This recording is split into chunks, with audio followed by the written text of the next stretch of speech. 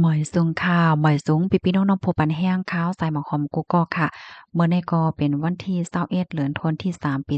2025ในตอนรายการเฮาค่ะตอนในเดียวเนาะพี่น้องค่ะมารับถ่อมด้วยข่าวเงาลองตั้งหยับเผิดก้นเมืองตั้งเมืองใต้ปอดห้องเนี่ยเนาะอำมีดีอยู่อำมีดีปลายเหย้า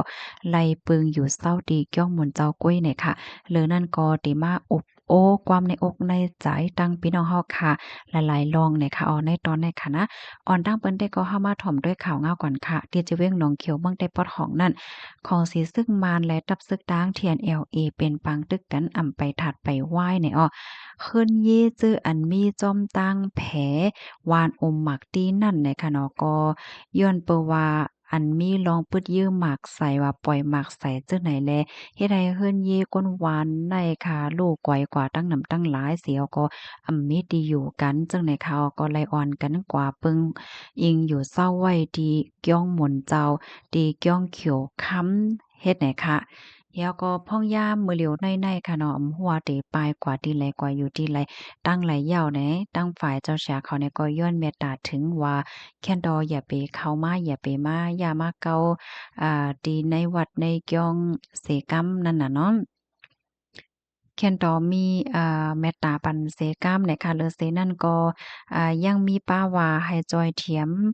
ปันเสกามว่าจังไหนคะข้อมูลในก็ค่ะเลยปึงอิงออกมาดีเพกย่องเขียวค่ำไหนค่ะสำหรับพี่น้องค่ะไข้ฮู้ค่ะเนาะไข้ฮู้ลายโหย้อยยามมันว่าไข้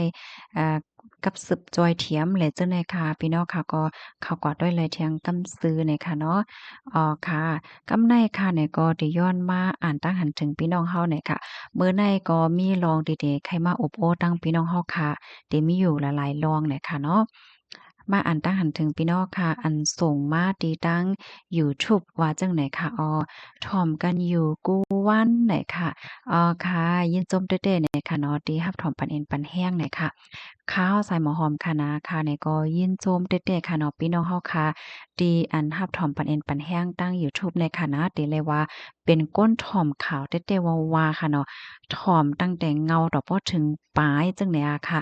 แล้วก็เพราะว่าปันตั้งหันถึงมาเนี่ยก็มีลองมีตั้งแต๊ะๆเนี่ยค่ะก็ในและอันนี้ก็เป็นลองตั้งอันหนึ่งที่ค่ะอ่านตั้งหันถึงพี่น้องค่ะออกในรายการอยู่ตาเสเนี่ยค่ะเนาะก็ยินจมแต๊ะๆเนี่ยค่ะเหมยซุงค่ะเสียงร้อยเนี่ยค่ะเนาะมื้อเหลียวค่ะรู้เสียงเป็นจั่งหือพองค่ะรับทอมค่ะอยู่ตาเสเนี่ยค่ะนะค่ะอยู่ที่หมู่เจเซถอมปันแห้งอยู่เนี่ยค่ะค่ะมาแทงค่ะเนาะก้นหลงหมู่ว่านโพออนโคมหมู่ว่านบางตีกินจิกดอกจอกกินเงินหมอนเงินโทเหม็มเงี้ยนก้นวานจังไหนก็มีน้ำเนี่ยว่าค่ะเนี่ยก็ยินโจมตีป่องมาเนี่ยค่ะนะอันเนี้ยค่ะก็มีตั้งโจมซื้อค่ะเนาะที่พี่น้องเฮาค่ะปันเอ็นปันแห้งแล้วก็ถ่อมลีน่ะนั่นค่ะน่ะเนาะแล้วก็มักเมี่ยวๆในคำฟังแม่นในพี่น้องเฮาค่ะไหนก็ ยังฟังแม่นเสียแลปันตั้งหันถึงแลปันตั้งใครใจมาไหลเจ้าหน้ายเฮ็ดไหนค่ะเนาะนั่นเอาค่ะอันนี้เป็นรองใหญ่ค่ะนะเพราะยอก็มันเหนถึงป้าว่าเฮาถ่อมข่าวด้วยข่าวเต้อยู่ห้านั่นน่ะเนาะมันใจว่าด้วยที่โหคอมันก้อยเนี่ยค่ะเนาะมังก้อค่ะเนาะมังก้อมังก้นในเนี่ยเนาะในที่เฮาก็จะว่าแค่วางไผค่ะนะโดยหัวคอมันก้อยค่ะเนาะถ่อมลีๆเสเนี่ยก็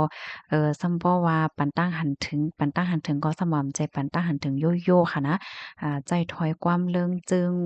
หาวๆแห้งๆเลยจังใดเนี่ยเนาะอันนี้ก็แค่ย้อนตุกย้อนว่ามันหลีเป็นค่ะเนาะกับปานมื้อเหลียวได้มันเฮาคาโลแต่เลยว่าจังอะการที่เฮาคาได้เรียนรู้หั้งมันเป็นรองง่ายค่ะเนาะไปซุงกลางวันค่ะถ่อมข่าวอยู่ตาดเสเนี่ยค่ะเนาะค่ะยินชมค่ะพี่สายหมอหอมอยู่ที่เว้งไม่ทรงค่าสายหมอหอมอยู่ที่เว้งไล่เอาเว้งไล่คาใส่ทอมอยู่ในเนาะค่ะยินจมแต่ค่ะ ยินจมหนำๆให้ขึ้นใหญ่เฮือๆเสก้าวเนี่ยโอ้ยินจมได้ค่ะมื้อเตมันค่ะเนาะค่ะก็มาวนค่ะนะมื้อในค่ะเนาะก็เลยหันอันค่าต่างๆตีค่ะเนาะมีคนมาวางเต๊ะๆว่าได้ข้าวก็ตกใจค่ะนะข้าวก็เน็ตมาด้วยที่ในยูทูบที่ในยูทูบก็จ่องเปิ้นเต็มาว่า525เนี่ยเพราะว่ามาด้วยเนี่ยมีค่ะนะมีไผหลายที่มาว่าหลาซังสิงเนี่ยน่ะเนาะอันลาดจั่งใดได้ ใจว่าข้าวใส่หมอหอมยอมรับลองแซ่ซ้อมว่าลอง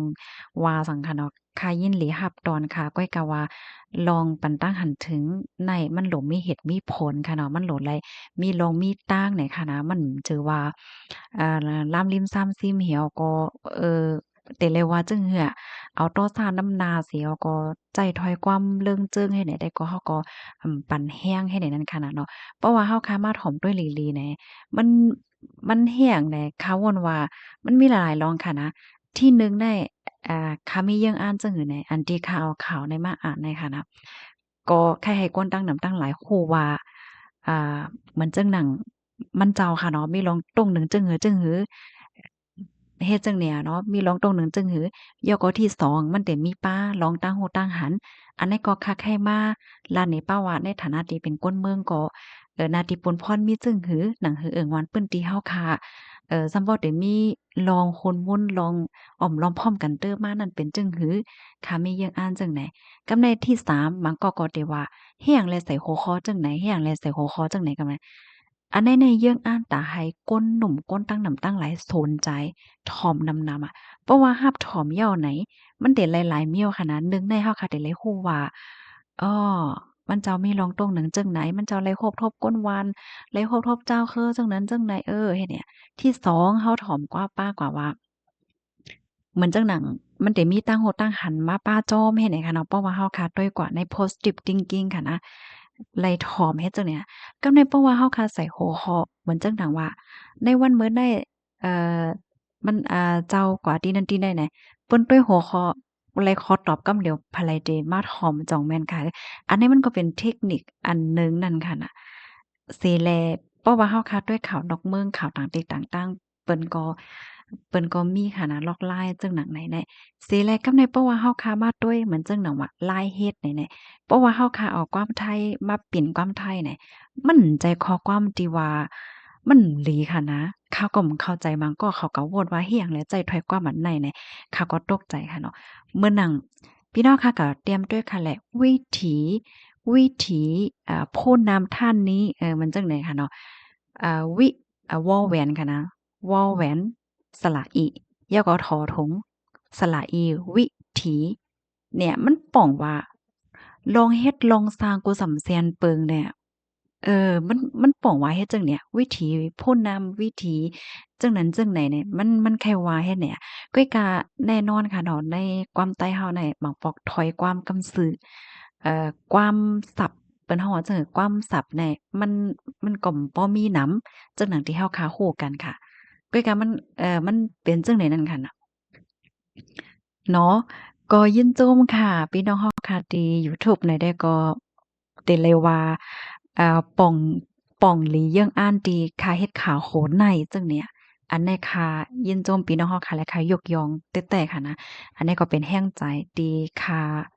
ก็มีแรงใจค่ะเนาะ ก็น่ะพี่น้องค่ะติมาว่าว่าหังคักอมว่าหังนางเก่าค่ะนะก็น่ะคักให้สู่เจ้าฮ้วนยาวๆอีกหนึ่งอย่าไปเอาต้อซ่านน้ำหน้าค่ะเนาะใครว่าจั่งแนวอะการเฮาคะใจสื่อแน่หมักเมี่ยวๆแน่มันก็ลองใหญ่ค่ะเนาะการที่เฮาค่ะมีสติจั่งใดนั้นค่ะน่ะเนาะอย่าไปเอาต้อซ่านน้ำหน้าใครตึกส่วนว่าจั่งนั้น มาเที่ยงค่ะเหมือนหนังจ้างโรงอันมีแฮงเป้ลักดมโลงแลส่ำกว่าลักแหลมค่านั่นไหนเนาะผู้ใหญ่ก้นโหลงอันเป็นตีก้นเมืองใจใหญ่ในส่ำกว่าเหตุการณ์อันก้นเมืองเฮ็ดไรนั่นกึ่งแห้งเลยค่ะอันนี้ก็ปีเฮาค่ะก็นึงปันตั้งหันถึงมาเนี่ยค่ะเนาะอ้อค่ะก็ยินหลียินโจมดีปันตั้งหันถึงและปันตั้งแคใจมาเนี่ยค่ะย่อก็แทงก่อนหนึ่งก็ปันตั้งหันถึงมาเกี่ยวกับไปลองการใจตื้อเพราะว่าจัดปานเนี่ยค่ะว่าเนาะ การที่เฮาคาปันตั้งหันถึงทัดสางในเฮามีสติเฮทัดว่าหังว่าในมันเป็นลองหลีค่ะว่าเฮาคาได้กว่าตีไหลก็ยาวไผๆก็รับถ่อมค่ะเพราะว่าเฮาคาต้อซ่านน้ำนาเสียก็ลัดแห้งๆแก้มๆในหรือเสว่าเปิ้นเต็มเอาความเฮาใส่ใจยาวมันเตื้อกงสิขาเฮาค่ะนะมันก็เตวนแม่นค่ะเนาะมันก็เต็มวนแม่นเกี่ยวกับเลยลองในจังไหนนั้นค่ะนะเนาะลีอ้ามเตยาวไม่หย่อง ออกค่ำเลยค่ะว่ายินจมเต้ค่ะตีอ้อยินจมเหมือนกันค่ะเมื่อในข้าวใส่หมอหอมกว่าตั้งนอกค่ะนะกำนั้นแลค่ะเฮาก็มาลาอีกหนึ่งเฮ็ดไหนค่ะเนาะเพราะว่าเป็นวันพัดนั้นก็วันเสาร์วันติดจังเนี่ยค่ะค่ะเนี่ยก็ใกล้กว่าตั้งนอกจังไหนนั่นค่ะน่ะเนาะ ลีหอมได้ย่อว่าเอาค่ะยินส้มค่ะป้อย่อก็เที่ยงอันหนึ่งค่ะเนาะค่ะใครปันตั้งใครใจเที่ยงอันหนึ่งเกี่ยวกับเลยลองภาษากว้ำลัดค่ะนะเพราะว่าเฮาคามาด้วยในตรงวงเฮาคามังเกาะมังจื้อค่ะเนาะลองถอยกว้ามไหลจังไหนในเฮาคาเนี่ยก็ใกล้เอามาเท็งกันค่ะเนาะเท็งกันกว่าเท็งกันมาอันใดลีใจอันใดบ่ลีใจสังสิงเฮ็ดไหนก็ใกล้ๆหันจองแม่นค่ะ ลองในๆค่ะเด็กแค่ย้อนลัดว่ามือปอกหนึ่งนะขายามเลยกว่าขึ้นเฮียนเกี่ยวกับเลยลองภาษาในกำซื้อค่ะกว่าก่อนเล็บเฮียนค่ะก่อนเนาะเฮาว่าเพราะว่าเฮาค้ามาด้วยหมังเมืองที่เปิ้นขึ้นใหญ่ว่าสังว่าจังไหนแหน่บ่ถามว่าจ่องเปิ้นเอาภาษาความลัดต่างอันต่างเมืองมาใจเปิ้นเอามาใจอ้อก้วยกะว่าเปิ้นซีเรียสค่ะเปิ้นเอามาเป็นปัญหาลองเถียงหม้อกันในตรงวงค่ะ เปิ้นเอามาใจอะบ่พี่น้องค่ะเลยเพียนโดยในเตหันค่ะอ้อบางอันในเปิ้นเอาตั้งอังกฤษมาใจบางอันเปิ้นเอาตั้งภาษาปาลีมาใจบางถ้อยความในเปิ้นเอาภาษาสันสกฤตจังได๋มาใจค่ะเปิ้นใจๆๆกว่าเพราะว่าเปิ้นมึดในตรงในวงเหี่ยวเปิ้นก็เอาใจกว่าออโตเมติกจังไหนเปิ้นบ่ใช่ว่าเอามาเถงกันเนี่ยบ่ใจความเฮาปากแปดให้ดิพี่น้องคะวนด้วยค่ะแหละถ้อยความเฮาแลสัง ลองฟิงลองหางเฮาแลสามว่าแม่นๆในเฮากลุ่มปากแปดใจกว้างไว้มาลัดเนี่ยติ๊กๆเนี่ยมันก็ได้ย่อมกว่าติ๊กๆกล้วยหนำใจค่ะอันนั้นก็เป็นป้ายวนโดป้ายวนค่ะพอดอ่อนตอนหนึ่งเนี่ยค่ะอ๋อค่ะยินส้มค่ะหมวยสงค่ะ